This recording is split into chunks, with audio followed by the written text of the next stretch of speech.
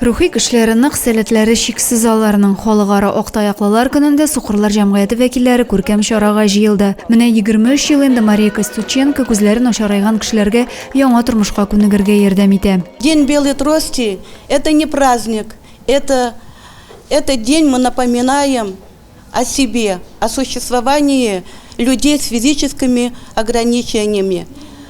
Мы также живем, как и другие. Бүгенге көндә җәмгыятьтә 258 кеше исәптә тора, шуның 36-сы бөтенләй күрү бәхетеннән мәхрүм.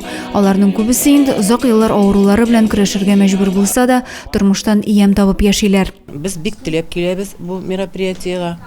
Чөнки без монда үзебезнең иптәшләр белән күрешәбез, аларның хәл-әхвалларын сорашабыз, бергә ял итәбез, күңел ачабыз. Библиотека безнең өчен бөтен шартларны тудыра. Зәйдә Сукырлар җәмгыяте 27 ел элек оеша бу дәвердә күпме кешегә яңа тормышка ияләнергә ярдәм ителгән. Иң әһәмиятлесе ул очрашу, аралашу булып тора.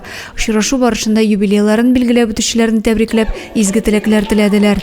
Тату гаилә балалар бакчасында тәрбияләнүчеләр чыгышлары өлкәннәрне тагын да сөендерде. Энергетик мәдәният сарае артистлары музыкаль номерларын бүләк иттеләр. Адилә Борханова, Юлия Казымарова, Александр Тимофеев, Зәй хәбәрләре.